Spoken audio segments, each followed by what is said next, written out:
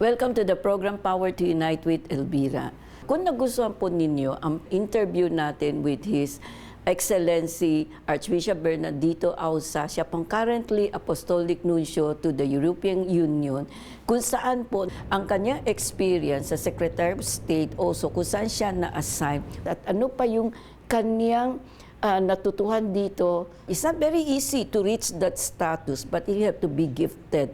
Ano kaya masishare natin? Itutuloy po namin ito sa pagbabalik ng Power to Unite with Elvira.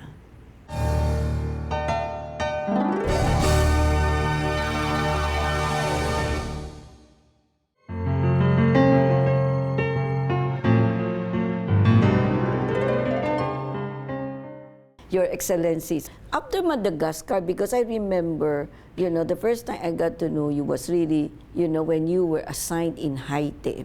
This is another something, although it's a French-speaking country, but you never experienced or thought that an earthquake will happen, right? So how is your experience there? Because sometimes you feel helpless when you so many people are suffering. Absolutely. I mean, I would go back for a second to Madagascar. The day I arrived, I remember very well, it was July 31, because when I arrived, it was evening, and after a long flight from Rome, I had to celebrate Mass, and I knew very well it was July 31 because I celebrated the Mass of St. Ignatius of Loyola. Of course, we know July 31 is the feast of St. Ignatius. So after the Mass, I had dinner, and the Nuncio told me, tomorrow the Mass is at 6:30 in the morning, and the chapel of the Nunciature is open to the public. There are many people coming. And he said, our chaplain is sick. He was 81 years old. He was an Italian, but he was an expert in the Malagasy language. He said, the Nuncio didn't speak Malgash. And then he said, you preside,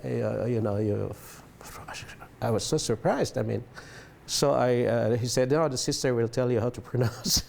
So after dinner, so one of the sisters, asked me, the reading, I just, lost to my surprise, it is so Malay. There are so many words in common with Tagalog or Cebuano. Ah, okay. Yeah. So for me, it was so easy. The following day, the day after I arrived, I celebrated Malgash. Okay. And there are words which are very difficult, but you learn. Those are the words that you have to keep on repeating. And then that was my first experience. And then I spoke Malgash, but I forget it, of course. And then after that, I was sent to Bulgaria. I was in Bulgaria 3 years and a half. And then I learned Bulgarian. For me, it was very difficult because, it's not only that it's not a Latin alphabet, it's a Slavic alphabet. Yes, and then the pronunciation is very different. And so I learned Bulgarian. I studied 6 hours one by one with a professor of Bulgarian. And so I went around speaking Bulgarian. I celebrated my Masses in Bulgarian. And then from there to Albania, same. And then in Haiti as well, you celebrate the Mass in Creole. It's not even French. So all these things now. In Spain, I celebrate, when I'm in Catalonia, I celebrate the Mass in Catalan. So those are the constant adjustments that you have to do. And I think it's never ending, right? If you don't get into that rhythm of being able to adjust, when you arrive, you have to celebrate Malgash. When you arrive, you have to learn Bulgarian. And you arrive, you have to celebrate in Catalan or not only Spanish. So I think that's. Well, I wouldn't say that I'm lucky that I get adjustments, because I think all of us has to do that adjustment, not only myself, but all my colleagues, and some more and some less, because others never learn the language of the place, because once you speak those 4 major languages, and or German or Russian, etc., those are added things that you could go around and communicate without really learning the language of the place. But it's always better to have an idea, at least, or to learn to be able to celebrate Masses or big celebrations according to the language of the people there. And I find it very interesting. It's not even that you really have to force yourself. It's just that you feel that it's the right thing to do, and you make adjustments, and overnight you could read the language of the place and celebrate the Mass. So it's very important for you to immerse in the situation you are sent in, and then it's up to you how to survive, because if you think you can adapt to the change of the environment, to the change situation, and to the language, it depends on you. There's no excuse, because you will be guided, and I think you are guided without your knowing it, because you have the will to to do the best you can. And I think you were focused. It seems there is no distraction when you were there. Although you were at loss because why are they giving me this when you don't know? But then, as you said, the grace of the Lord is always there, because you are willing. You don't complain. Yeah, you I just don't, yeah. I mean, I think it's just probably it's your openness to do that. I would say that I'm lucky that I have this. I love the adventure, in a sense. I love to learn new languages. I love to learn new cultures.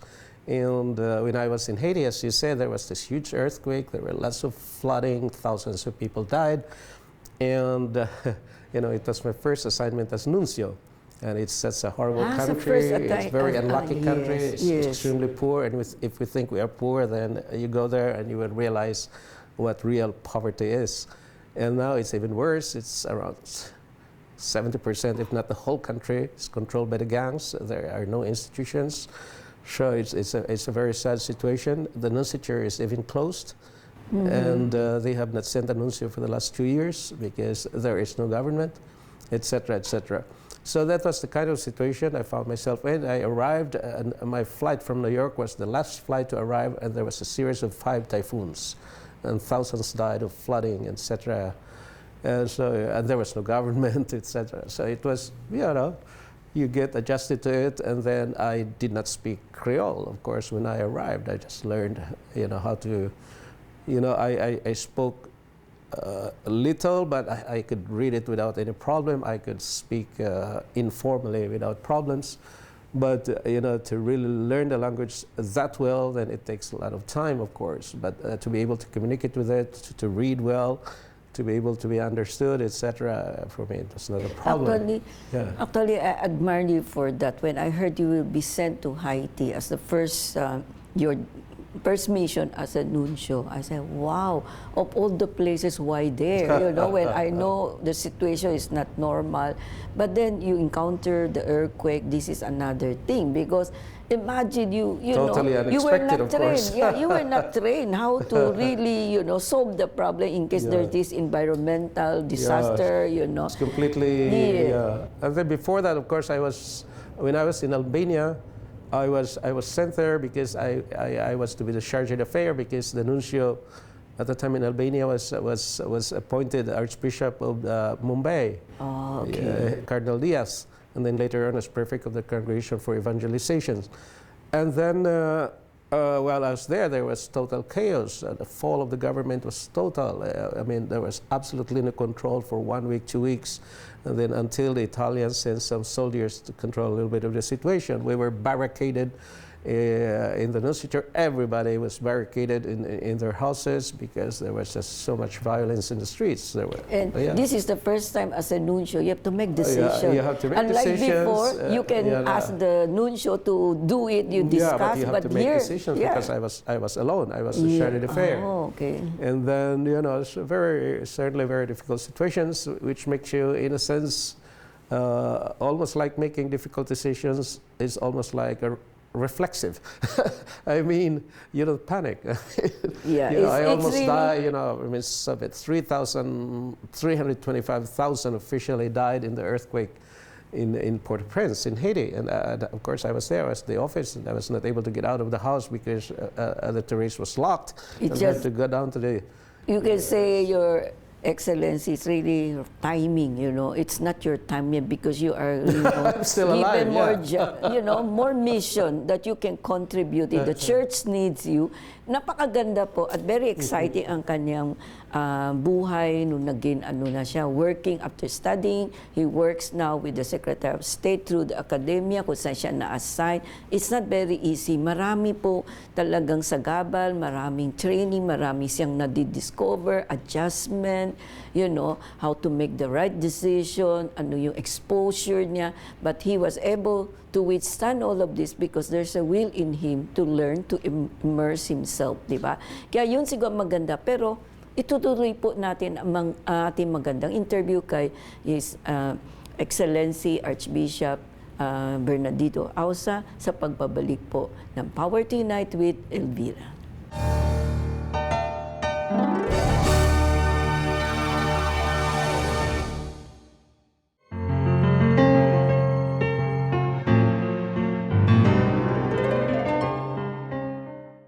Your Excellency, so you can see in Haiti, you are the first mission as a nuncio. So you encounter earthquake, so you have to make decision, you have to encounter danger, and you saw a lot of people who suffered from this earthquake.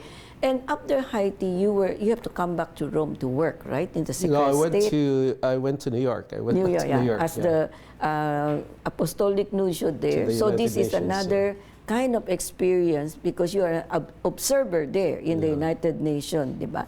And then from New York, you will go back to Madrid and then later to this European Union, you know. So these are quite different also. Another kind, because in the New York, in the United Nations and also European Community, it's more of political, but you were there as an observer. I think that is most important.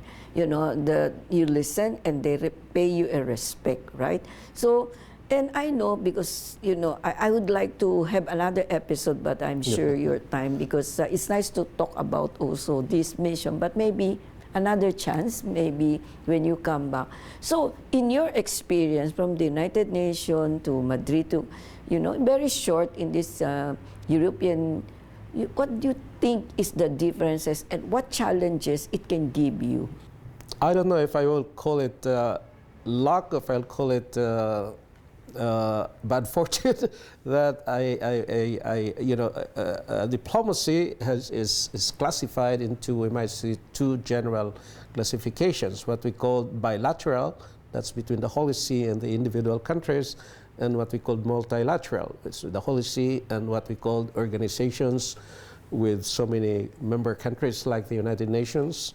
So I was, before I went to Haiti, so after 8 years in Rome, more or less than 8 years, I was sent to New York as the deputy head of mission there. So I already had experience of what we call multilateral diplomacy, that means working with multilateral organizations, when I was sent to New York, because I covered part of Geneva when I was in the Vatican. And then after that, that means I had this experience of, you know, arguing conferences all over the place. So it's really defending the positions of the Holy See, defending, you know, and trying to convince others to defend your position, etc. So it's a very, very difficult and delicate work, and grateful as well sometimes. And then from there I was sent to Haiti, and I went back to New York for another 5 years and a half as the permanent observer. It's at a time really of great expansion of our mission in New York, because we had to engage in lots of the big documents, the big agreements which we have now from the United Nations were signed during my time.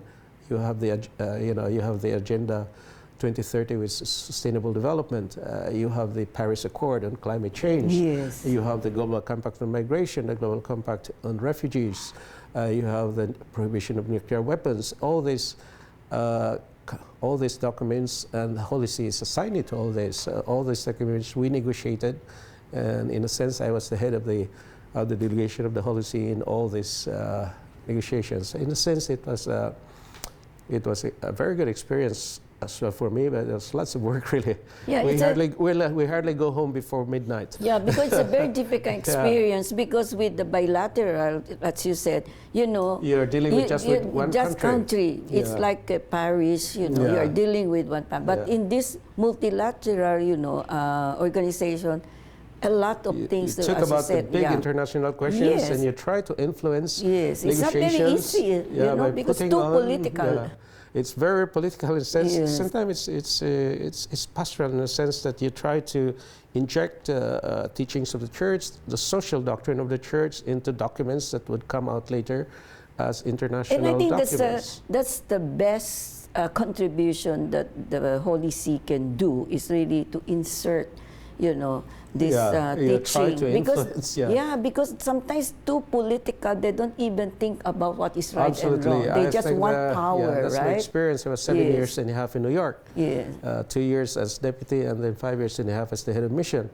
And then after that, I went to Spain 5 years and a half, and this is completely, totally different experience because while I was in Spain, I was involved even in less than 5 years because there was COVID in between. Yeah. We did 74 episcopal appointments. Some I was not able to finish, but they are ready. They are almost concluded. I left, but there were 64 appointments of bishops under my mandate.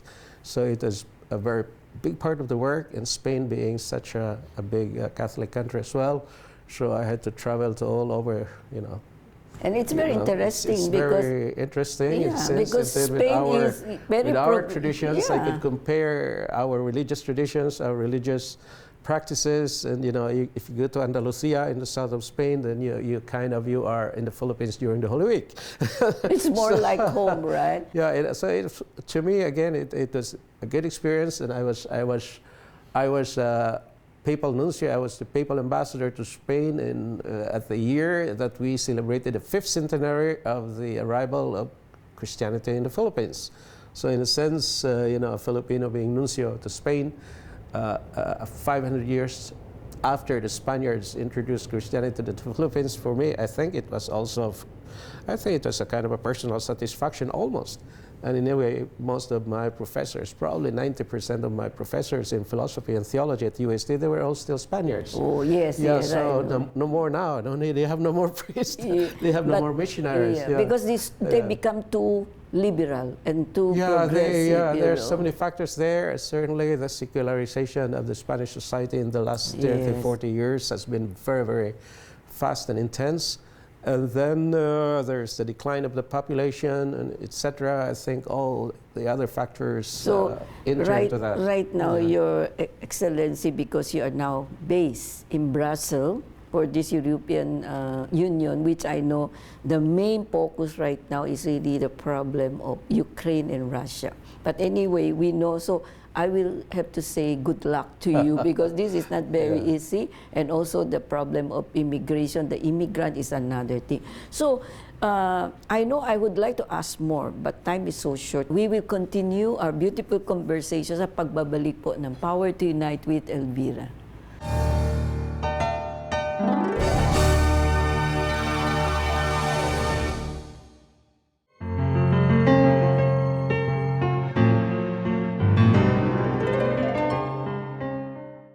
Your Excellency, can you give a message to the Filipino televiewer? What do you would like them to encourage them to join, the academia, to be trained, Do you think the Filipino can have the chance to have another, Absolutely.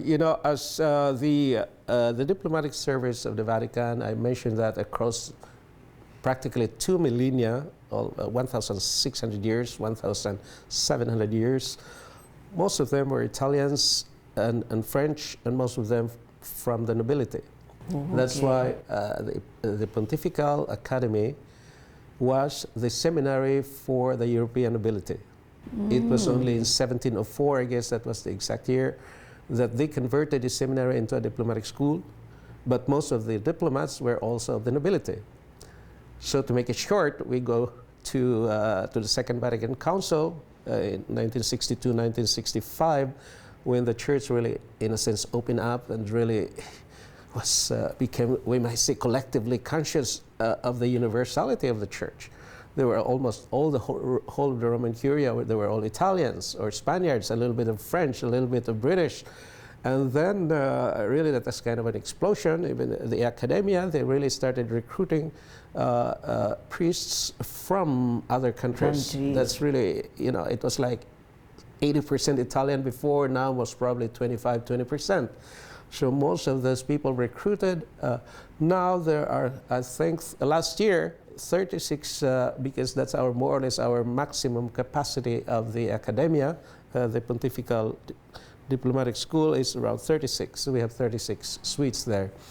And Of the 36, I think, students they came from 26 countries. Okay. So many Africans now, Indians, Filipinos. The one when I was recruited, I was the one before me is a Cebuano, Padilla. He's he was 10 years ahead of me. So 10 years without a Filipino there. Yes. And before him was his elder brother, who is now retired. Yes, yes. And etc. And there's this Tito Iliana from Naga. And then, so now more or less they want to have at least one Filipino in the academia every cycle, or even two. Now we have 2 Filipinos now in the academia, which is good for us because they want to recruit more Filipinos, because also the Philippine church is huge. It is very big, and we have many young priests. And I would say that we also have the advantage that once you go there, you already speak a number of languages, and it's very natural to us because we have 7 regional official languages.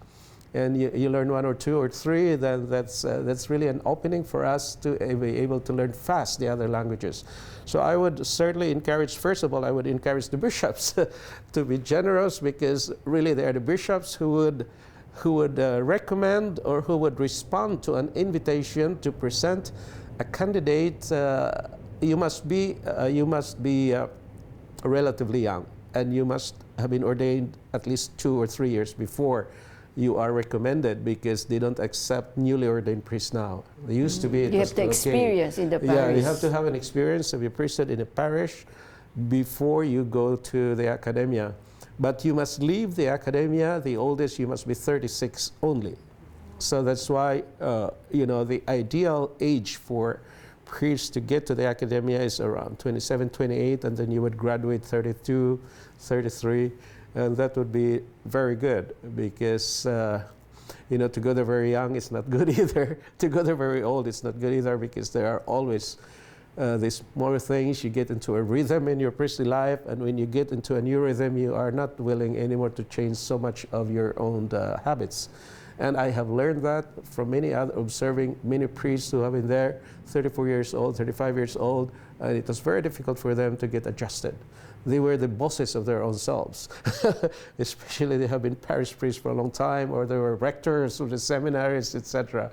Adjusting to being, to obey everything. For them, it was not easy. So the bishops in the Philippines, I think we still have this opportunity really to be able to contribute, because we have many young priests. In Spain, for instance, it just becomes so difficult. It's almost like impossible to get to recruit. It's so sad. Because there are so many dioceses that do not have young priests anymore. The average age of the clergy in Spain is 64, 65 years old. There are dioceses with a clergy, an average clergy of 78 years old. It's dying, no? In a sense, yeah, that's why we are not, I wouldn't say scared, but we are very worried with that. But there are some dioceses which have many young priests still, because it's a whole history of how the bishops cultivated a whole culture of priests and the devotions, and the communities. Communities are so involved. The parishes are so involved, and dioceses which have their parishes involved in promoting vocations. These are really the dioceses that have maintained a good number of seminarians, like Toledo or Cordoba, Sevilla also, you could put it there, or Valencia. And then these are the dioceses where the Holy See, the Secretary of State, usually would go to ask for a priest. I think even Camino de Santiago, it's very nice there. I saw family bringing children, praying together. I think the Camino de chance Santiago certainly has become so popular. But unfortunately, the Archdiocese of Santiago de Compostela do not have many seminarians. And they have lost around, in the last 25 years, Santiago de Compostela have lost around 50% of its priests from death, mortality, no substitution. So they still have probably around 760 priests, but the average age is around 70.